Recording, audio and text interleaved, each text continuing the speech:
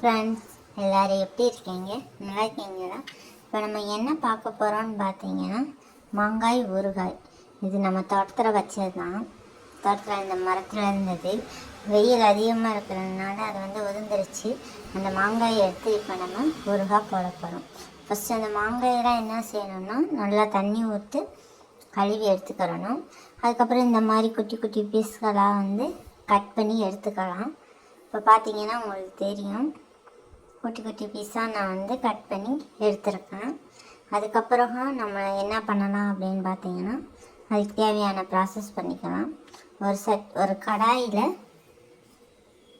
எண்ணெய் விட்டுக்கலாம். நல்லெண்ணெய் விட்டிங்கன்னா இன்னும் கொஞ்சம் டேஸ்ட் அதிகமாக இருக்கும். நான் நல்லெண்ணெயும் தேங்காய் எண்ணெயும் தான் விட போகிறேன்.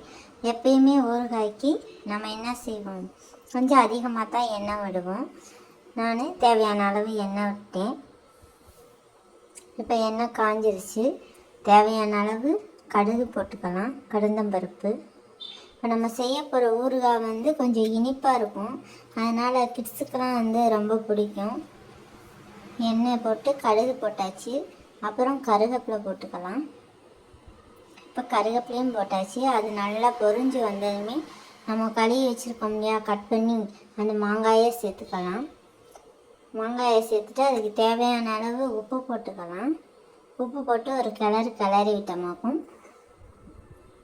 அதுக்கப்புறம் நம்மக்கிட்ட இருக்கக்கூடிய காஷ்மீர் மிளகாய்த்தூள் காரத்துக்கு தகுந்த மாதிரி, அப்புறம் கொஞ்சம் கலர் பொடி, பஜ்ஜி பொடி, அந்த கலர் வரணும் இல்லையா, அதுக்காண்டி நான் ரெட் கலர் எடுத்திருக்கேன்.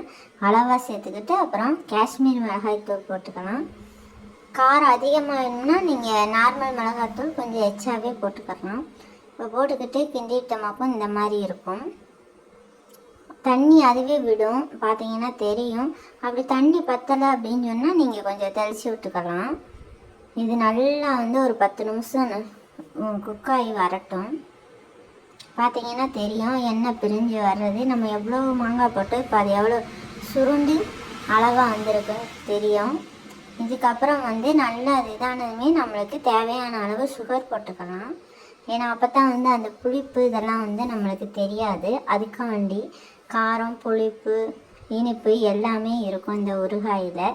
இதை நம்ம எல்லா வகையான ரைஸுக்கும் வச்சு சாப்பிட்டுக்கலாம். நல்லா டேஸ்ட்டாக இருக்கும். ஓகே ஃப்ரெண்ட்ஸ், லைக் பண்ணுங்கள், ஷேர் பண்ணுங்கள், கமெண்ட் பண்ணுங்கள். பாய்.